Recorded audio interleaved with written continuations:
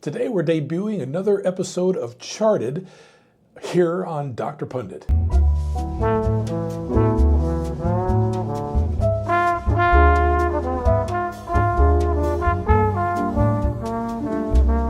Hey everyone, I'm Michael Douglas. Welcome to Dr. Pundit, where we talk about music, not medicine. And it's the home of full-length regular episodes and no YouTube shorts.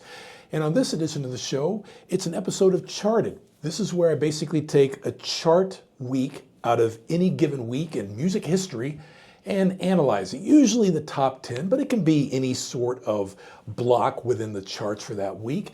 And I want to start out this show with a week during the summer of 1981. That was a very important summer in my childhood because I was playing Babe Ruth baseball and our team was red hot, and we basically developed a good all-star team that went to the state championships, where we were later eliminated, but that was in the final round. And 1981, I was 12 years old that summer, turned 13 in October, was a very memorable summer because of that, but also the music that I was really listening to on the radio at that time. FM 100 WMC FM, Memphis, Tennessee, top 40. And it was a very good chart week because, before we get into it, there was a lot of movement within the top 20 of the charts with potential number one songs, songs that were getting close to number one but never quite made it, but a memorable set of songs that are still played today on most stations. 80s stations, yes, but adult contemporary stations and a lot of nostalgia stations. So let's get into it. Let's go back. The top 10 songs of the week ending June 20th, 1981.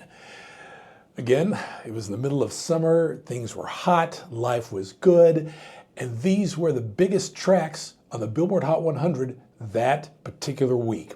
At number 10, up 10 notches to eventually hit number one, Jesse's Girl by Rick Springfield. And this kind of number one by an artist is somewhat special, and I'll get into that when we talk about a couple of the songs in earnest on this edition of Charted. At number 9, You Make My Dreams by Daryl Hall and John Oates. That song would eventually hit number 5, but it was up a fast 8 notches within the top 20 this week.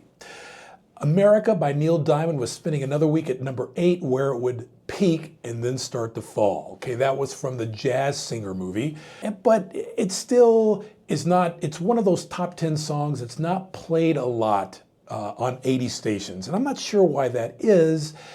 Top 10 hit, maybe not as memorable, maybe hard to fit into a playlist, but it makes you wonder, you know, I guess if it wasn't in a movie at that time, would it still have been as popular for Neil Diamond?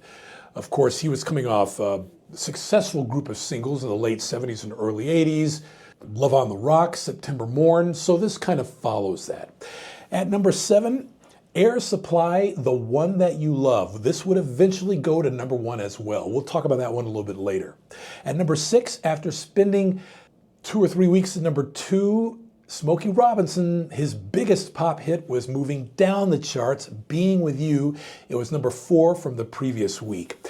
At number 5, up 2 notches from number 7 the previous week, All Those Years Ago by George Harrison. This song would go on to peak at number 2 that summer.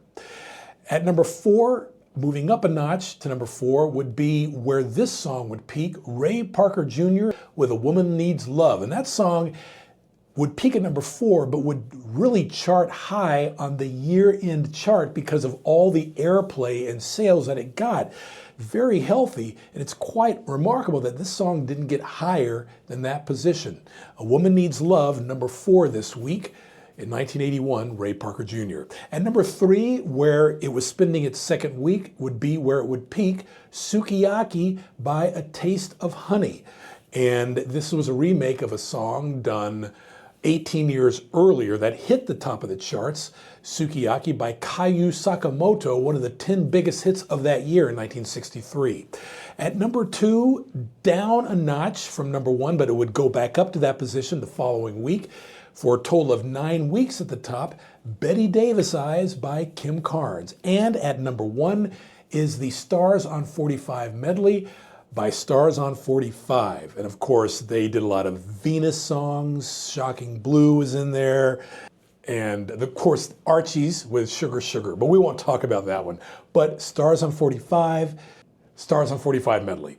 So let's talk about two tracks in this week's top 10. The first is Jesse's Girl. This would eventually hit number 1.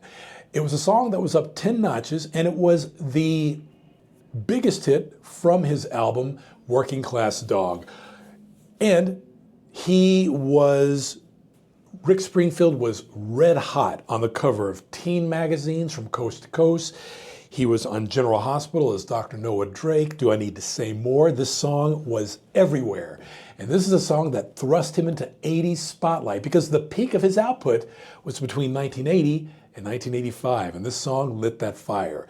And he's one of these artists that has had many top 10 hits, but only one number 1 hit. And that's a little bit different than artists fundamentally who have had a huge top 10 hit regimen in their catalog, but only one of those hit number 1. And I find that fascinating.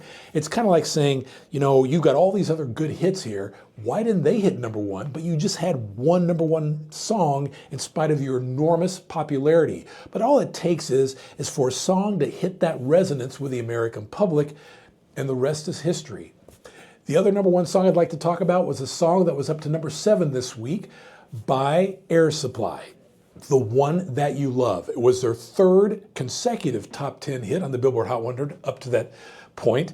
They first hit number 3 with Lost in Love, then number 2 with All Out of Love, and then they were on their way to number 1, number 7 this week with The One That You Love. In total, they had 6 or 7 top 10 hits, all of which made the top 5, including 3 number 2 hits. Amazing. They never hit number 4. Amazing nonetheless. Just one of these other artists whose peak was between 1980 and 1985, just like Rick Springfield, would only have one number 1 song in a garden of top 5 hits in this case, just like Rick Springfield. But in his case, it was mostly top 10 hits and some top 20 hits, but still the level of success was extremely high for both of these acts. And there you have it.